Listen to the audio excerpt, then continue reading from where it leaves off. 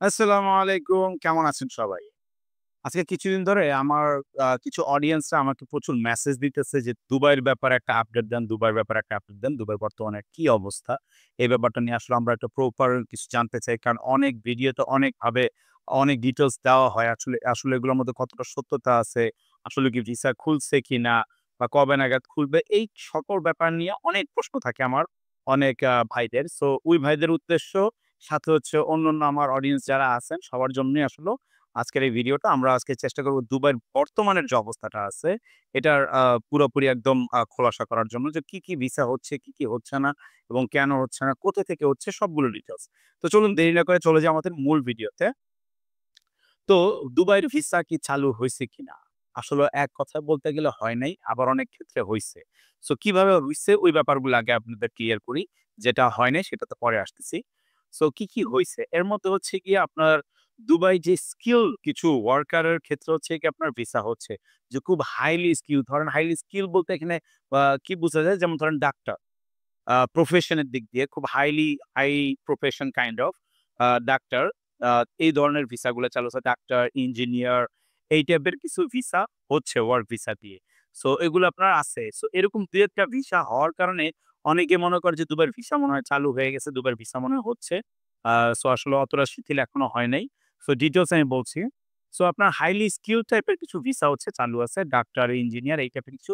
আর হচ্ছে গিয়ে যারা হচ্ছে দুবাইয়ের শেখ আছে, যারা হচ্ছে আপনাদের ভিসা দিয়ে নিতে চাচ্ছে, এই ধরনের যদি কানেকশন থাকে আপনার যে আপনার কোন একটা শেখ তার বাড়ির কাজের জন্য তার ড্রাইভার হিসেবে, তার নিজের পার্সোনাল ভাবে যদি আপনাকে তারা নিতে চায়, তারা যদি এম্বাসি সাথে যোগাযোগ করে বা আপনাকে ভিসা দিয়ে যদি নিতে পারে, এই ক্ষেত্রে ভিসাগুলো হচ্ছে চালু আছে। আ বাট আপনি যদি নিজে চেষ্টা করছেন সেক্ষেত্রে এখনো পুরোপুরি শিথিল হয় নাই।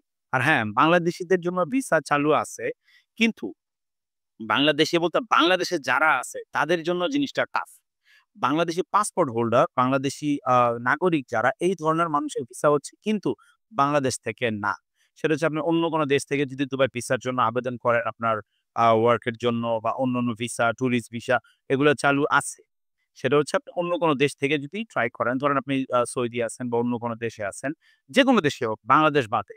সো এই ক্ষেত্রে আপনাদের বাংলাদেশি পাসপোর্ট হোল্ডারদের জন্য বা বাংলাদেশি নাগরিকদের জন্য ভিসা হচ্ছে, ভিসা দিচ্ছে। কিন্তু বাংলাদেশে যারা আছে তাদের জন্য এই ব্যাপারটা এখনো শিথিল হয় নাই। কারণ বাংলাদেশের এম্বাসি থেকে মানি গভর্নমেন্টের সাথে বা এম্বাসির সাথে ব্যাপারগুলো নিয়ে এখনো ওইভাবে শিথিলতা আসে নাই। ঠিক আছে?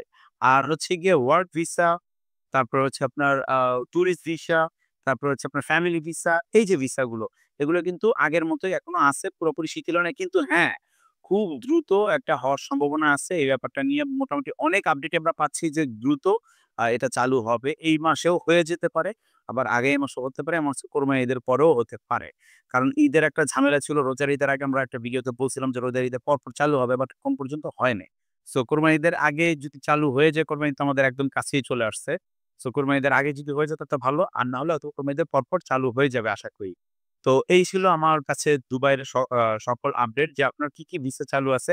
আ একদম হচ্ছে গিয়ে হাই স্কিল ভিসা হয়। আপনার দুবাই থেকে কেউ যদি করে সেই ভিসা হয়।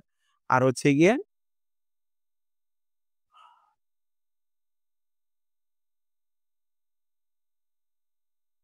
বাংলাদেশীদের জন্য আপনার ভিসা চালু আছে বাট বাংলাদেশ থেকে না।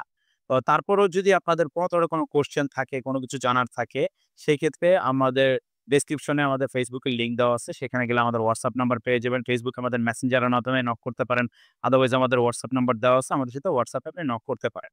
ঠিক আছে? আমরা চেষ্টা করব আপনাদের অ্যান্সার গুলো দেওয়ার জন্য।